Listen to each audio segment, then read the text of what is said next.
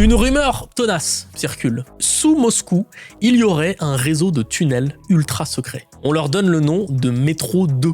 Il s'agirait d'une ligne souterraine parallèle au métro, réservée à l'élite évidemment, pour fuir en cas d'attaque. Certains évoquent des bunkers, des quartiers entiers enterrés, des connexions avec le Kremlin. Voilà, c'est assez mystérieux. La seule chose qu'on sait vraiment, c'est que l'Union soviétique a bien creusé d'immenses installations souterraines. Le reste, c'est classé secret défense. On retourne un coup à l'Elysée pour se rendre au poste de commandement Jupiter. Ce bunker, surnommé PC Jupiter, était initialement un abri installé par Albert Lebrun à la fin des années 30 pour faire face à l'invasion de l'Allemagne. Puis il a été réaménagé par Valéry Giscard d'Estaing et ce que vous voyez là, ce sont les très rares images qui proviennent de l'intérieur du bunker. C'est depuis cet endroit que le président peut décider de déclencher le feu nucléaire par exemple. Et autre exemple, plus récemment, c'est là qu'a eu la réunion de crise lorsque la Russie a envahi l'Ukraine en février 2022. Et c'est normal qu'on n'ait pas beaucoup de photos. Pour un endroit réputé invulnérable, ça serait bête d'en dévoiler les moindres détails. Vous êtes parisien depuis 8 générations, vous pensez connaître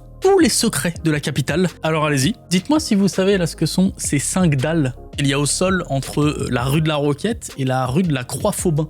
En fait, elle marque l'endroit exact où on installait la guillotine de la prison de la Grande Roquette. Dans la seconde moitié du 19e siècle, c'est plus de 200 personnes qui ont été exécutées juste ici.